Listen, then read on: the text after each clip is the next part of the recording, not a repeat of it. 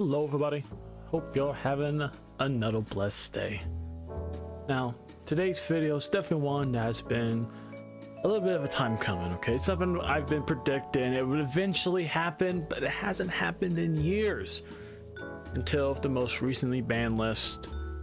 Our deck, unfortunately, our Dark Warrior, the deck I played for years now, since like 2018 2019, is now unable to be played.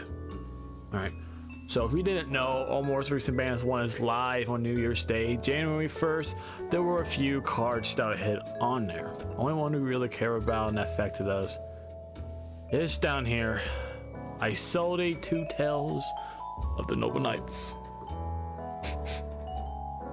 Our card, the card that we've played multiple of.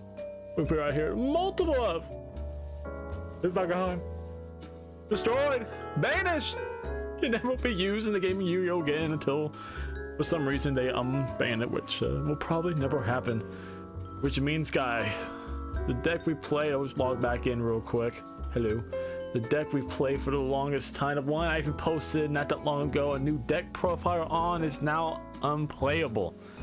Now this is still live and able for the next 2 days. I believe it's January 30th when I'm recording this, but on January 1st I sold it, will now be gone, which means we can no longer play the combo we had. Info Noble Knight, for example, is pretty much dead, and no longer can we use Isode to summon any card you could ever dream of in Yu-Gi-Oh! You wanted to get out the god cards, you could do it with Isode. You want to get all the Signer Dragons from Yu-Gi-Oh! 5D, Stardust, Black Rose, Ancient Fairy, whatever, you could do that with Isode. Anything was possible.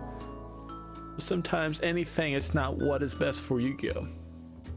Just for that, unfortunately, Isode eventually got the chopping block. Thank you, Infernoble, for ruining one of my favorite cards. It also means our king, our legend, the King Kali Yuga, is now something that we are unable to really play. It is not something that we can feasibly get out consistently anymore. Yes, I'm sure there's some Raid Raptors combos and stuff, but that is not anything that can be even visibly meta, like even compete. So this is probably the last time I make a Dark Warrior deck profile, unfortunately. But with that, even though one story has ended, a new door and opportunities have opened up, along with the same ban list that hurt us so much has also brought back an even older deck, a deck I even played at a regional before. If we just scroll up, you also will notice, so if you scroll down, actually my bad, to the limited list, Orcust Harp Horror is now back to one. Yes, the deck I play, you guys may not know about, I played this deck right before I switched to Dark Warrior. All right, this was the original one. I took it to regional. I did like decently well out of like this 200. I went like I think it was a 4-4, 5-3 for top. I didn't make top cuts, unfortunately, but it was still a fun deck to play, messing around with it. But we can now play Orcust again. So with that, let me show you what we have in the lab and what I'm currently messing around with. So let's switch down to good. Oh, Orcust 2024. Again, this will be live on January 1st. So we are going to be playing Orcust, Bystial, Horus. You may have seen some version out there, but mine has a little bit different spice in there, and I think this is more of the better option with it. And I'll be talking about some alternatives I'm playing compared to my virtual deck versus my real life deck, because some of these cards are stupid expensive. Now, first thing, top row up to like card 11 here. This is going to be our combo cards. Girsu, full combo. Armageddon Knight is an honorary Orcust card. It gets us into full combo, and Rhoda gets us back into Armageddon Knight full combo. All right. So our card we actually just recently got rid of, the Dark Warrior, is making a return. It is on a revenge tour, guys. It will not stand quietly after its best friend Isode had to hit the bucket. All right, it has risen back up and it will fight for injustice.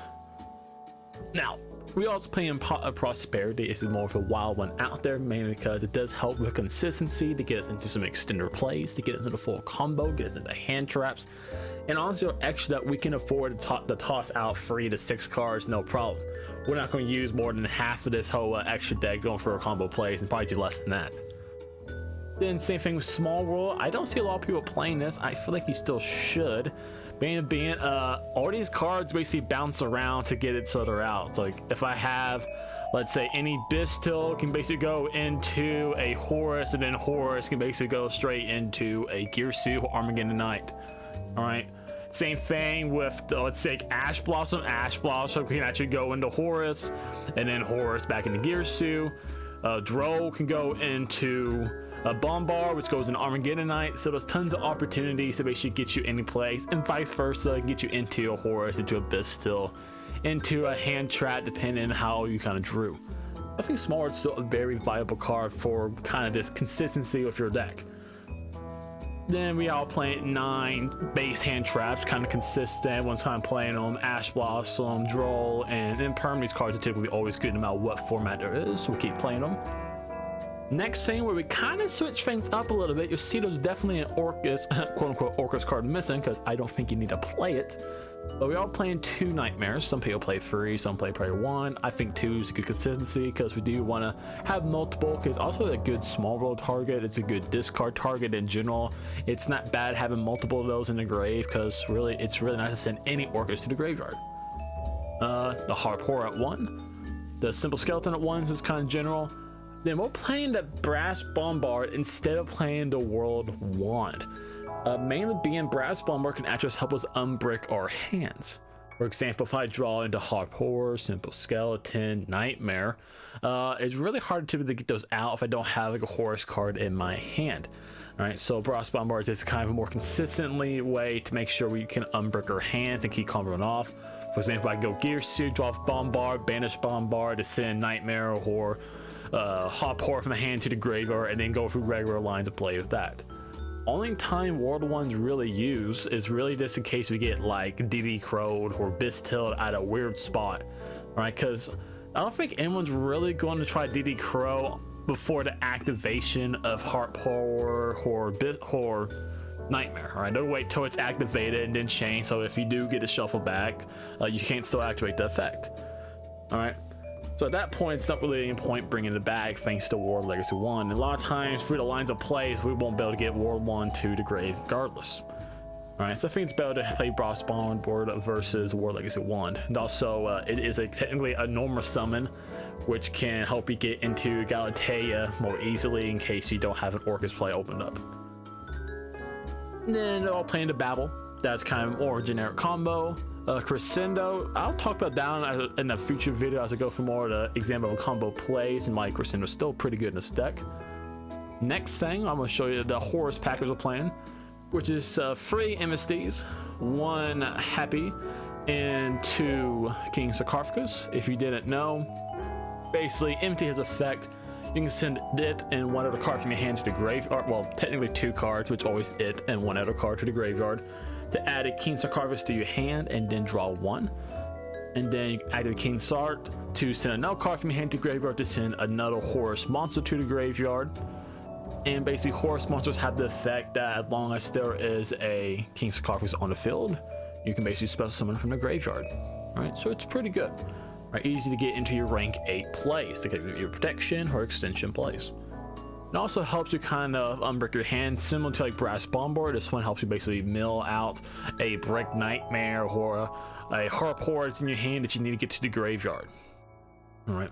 And also maybe, let's say Girsu, you use Girsu to bait out like an Ash Blossom, and then you have Horus Nightmare in your hand. You're still good to go full combo. Now, next thing too, in the last part, is going to be the Bystial package. We're playing 3 Obalion. Some people don't want to play the Bystials in it, and that's fine. I like it because it does kind of work well with the deck, and it is a good hand trap kind of base archetype too. So playing the Obalion, especially the Searcher for Magnamut, and we know these are basically all hand traps, quick plays. They can just banish a dark monster from opponents or our graveyards, which is cool. And Magnamut's best one because he searches out any other ones once it's special summoned. And then has a cool effect of Obalion. I contribute then probably one of these 2 Bystials I summon to get himself out. And then once he gets out, he also basically activates from your deck Regain. Regain has a really cool effect. Basically, if a light or dark monster is banished on either turns, so it'll be on my turn, my opponent's turn, I can take one of those banished monsters and basically put it back on the bottom of the deck. So recycle Orcust effect, and then draw one. So easily I can do it my own turn as soon as I play it to get an extra draw, maybe into a hand trap, maybe into an extender. While on my opponent's turn, I can activate it when I go for like Simple Skeleton into Dingaroo, to shuffle back to Simple Skeleton, get another draw. Alright, so it's really cool with that effect. Now, I'm not going to talk really about the side deck. Side deck is generic, what a lot of people are playing. You know, you can change it any way you feel like and based on your locals. With the extra deck, that's why I'll talk about some alternates, but you do need to play probably 2 Galatea. Of course, you're going to use one, but something happens good to have a second in there. Boral Sword is going to be taking the place of Access Code. Even though Access Code is still a good budget alternative, we pull it up right here. Main being you can usually consistently get this out with like a link free, most likely, and be able to have a 5300 beat stick. But the problem is that we can't really use this secondary effect as well as we could in other decks. Basically, second effect, banish a link monster, destroy 1 card in the field, but it has to be different attributes, and every link we have is a dark in this deck. So we basically only use that once per turn, so it's not really worthwhile just getting a strong beat stick out with 1 pop. So it's better to play something like Bystial Dragon, which helps you go for OTK, basically come in a bazillion attack and just smash everything. Help us get into Bystial, we are playing Dark Charmer. This can come out if you're playing kind of a mirror match, anything playing Bystials, for example, or like Labyrinth, I believe is also dark if I'm not mistaken. I haven't played it yet. But with this one, basically you can take one of your opponent's dark monsters and basically spell some your field, give you an extra extender.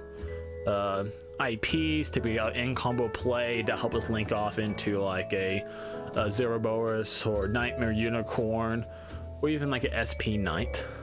Alright, usually link this off with Dingaroo once you summon back out Dingaroo for the send effect. Nightmare against IP targets, not needed. You can take this out if you have other things to play. Link Hero is important. This is what we play in tandem with also Gearsu up here. Basically, since Geisha sums out a token, we can basically use that link off the token for Link Haribo, and then use both of these cards to go into Galatea, because Galatea has to be 2 effect monsters, so you can't use a token. Another card you can potentially take out is going to be Longarisu. Mainly being, it doesn't see a lot of play. It's basically this there if something pops up like a Borrel-In, for example. If you didn't know, Borrel-In is a difficult card to take care of a lot of times because it can't be destroyed by battle or card effects, and you cannot target it. But this is basically a non-targeted send effect, so only have 2 banished Orcust monsters. You can shuffle them back and then send that Borrel into the grave. So this has kind of situational plays where you can play Longarisu. But again, that's a card you can easily side out for something else. Next one. This is one I'm not playing in real life. It's too freaking expensive, but it is one of the better played cards. Basically, it is a quick effect, banish 2 cards on the field, including itself. Alright, so it's very nice for that. It's generic for most decks. But the problem is it's over $100. And I'm not spending over $100 on a single card at the moment. So, yeah, we're not going to be playing that. So what I'm actually playing instead is going to be Underworld Goddess. Alright, I'm going to find this card, and I'll just yeet she's cut or light on. Actually, we'll move this up to here, clear some space so you can see what's going on here. We're playing good old Underworld Goddess right here. I'm not usually going to use its regular effect on my opponent's turn, but it's really cool how this actually has an interaction with IP. That you can actually use IP, use 1 card your opponent controls still, and actually still go into Underworld Goddess. So let's say I have IP on my end board, and let's say my opponent summons a card. I can go chain 1 like Harport, chain 2 Simple Skeleton, and then basically I have Dingaroo and some random, let's say Orcust Nightmare on the board with my IP, and I send 1 of our cards. Next time you do something and they have still a monster on the board, I can then IP take all 4 monsters on the board, including my opponents, and go into Underworld Goddess and negate what was on the board currently at the time to end phase. So it's kind of cool that you can technically mess with that. So I tossed it in because it's definitely a cheaper card. It's like $3-4 right now versus over $100. And then we're playing good old Topolog Zero Boris is also an IP target. You can go IP'd or even just generically summon this card out. And anytime you go like Symbol Skeleton or Heart Port and spell something to its zone, you just banish everything on the board. Alright, so just wipe out your whole backward base decks, go take out your opponent. Let's say they're playing like Labyrinth or some kind of stun deck. You get this sucker to pop off, you just win the game because those traps are not coming back once it's banished. Alright, so that's very nice. 2 Dingarisus. This is typically summon on top of Galtea for the play, so I'm not going to talk much about that. Next one is also one, I'll move this out of the way early. Number 90. Now, in the edit video, I'll talk about how this kind of is summoned out using the Horus or Bystial packages. But basically, we can make level rank 8s of this deck. So this one's probably the best one to play because it is a generic monster effect negation. And we can summon this before our 5th summon so it can stop Nibiru, which Nibiru is one that easily really hurts this deck, but doesn't really kill it. Maybe because we can still combo off on a fallen turn thanks to all of the nightmares that have floating effects in the graveyard. Just depends, of course, when they activate them. Alright. So, yeah.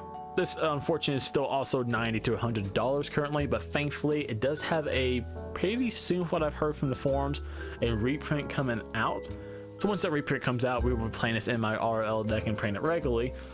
But since it's too expensive, we are playing a alternative, which is also a really good card as I was exploring. It's gonna be a Heraldic card. This one down here, Heraldic Sky Dragon Overlord of the Heliphus. All right.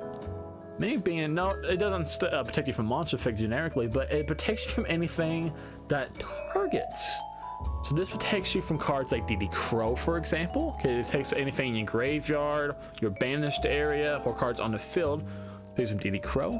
Takes you from Effect Fail and Infinite Impermanence. Still cards that can hurt you. Even protects you from Bystials, and also will negate and destroy the card.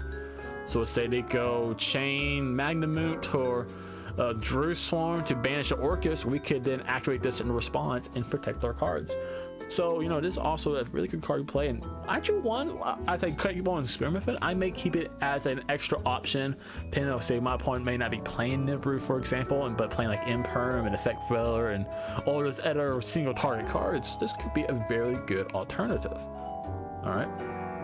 And then last 2 cards I'm playing, we're playing Typhoon. This help us break boards going first or second. Actually, maybe going second, help us break boards mainly because the opponent's probably going to split some more than twice, and so we can just pop this guy on here and basically just attach one center card, get out of there. All right, it's a good card, it's a good generic card. Most decks are playing it. And then the last rank 8 we're playing is going to be the Zombie Vampire. Basically, its effect is that you can detach one and send the top 4 cards of both players' decks to the graveyard. And if you summon, hit a monster, special summon it, which is good in itself. But basically, this helps us unbreak our hands. Let's say we get stopped, it's an extender because we can then potentially hit Orcust cards to the graveyard, which can then pop off and help us win the game. All right. So yeah, that is currently the deck. All right, that's currently what I am playing okay, and that's definitely what I recommend you maybe trying to build your deck like that or something similar too. Now with that, I hope you guys enjoyed the video. If you did, please leave a like on the video, subscribe to my channel if you haven't already, because that helps you support me and it helps me make more videos for you to enjoy. Now, I did say earlier I will be making a follow-up video, mainly as we walk through kind of the base combo of this deck, what we're looking for being like the 1-card combo. We're talking about how the Horus package plays effectively and how we get into our rank 8s, and why Bystial is a pretty good option with this deck. With that, hope this week is blessed, and hope you again in the next video. That mind, I'm out.